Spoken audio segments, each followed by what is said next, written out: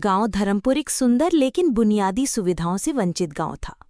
खेत खलिहान थे, मेहनती लोग थे, लेकिन गांव के बीच से बहती थी एक तेज धारा वाली नदी सरस्वती। हर साल बरसात में ये नदी गांव को 2 हिस्सों में बांट देती थी। स्कूल, अस्पताल और बाजार नदी के उस पार थे, और जब पानी बढ़ता तो बच्चों की पढ़ाई छूट जाती, बीमारों का इलाज रुक जाता और खेतों की उपज मंडी तक नहीं पहुंच पाती। गांव वालों ने कई बार सरपंच और अधिकारी से गुहार लगाई, साहब हमें एक पुल चाहिए, लेकिन जवाब हर बार एक जैसा होता, फंड नहीं है, प्रस्ताव भेजा है, देखेंगे। इधर गांव का युवा दीपक मास्टर ये सब देखकर बहुत दुखी होता। एक दिन उसने कहा, जब सरकार कुछ नहीं कर रही तो क्या हम खुद कुछ नहीं कर सकते? सब चौंक गए।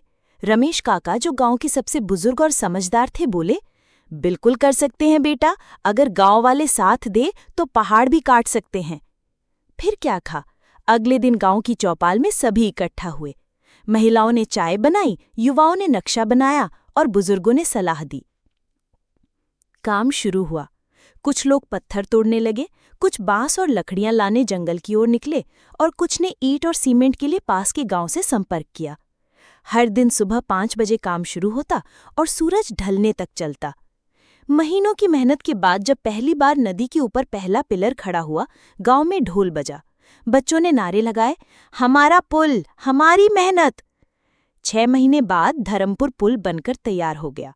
कोई आलीशान पुल नहीं, पर एक मजबूत, टिकाऊ और आत्मसम्मान का प्रतीक।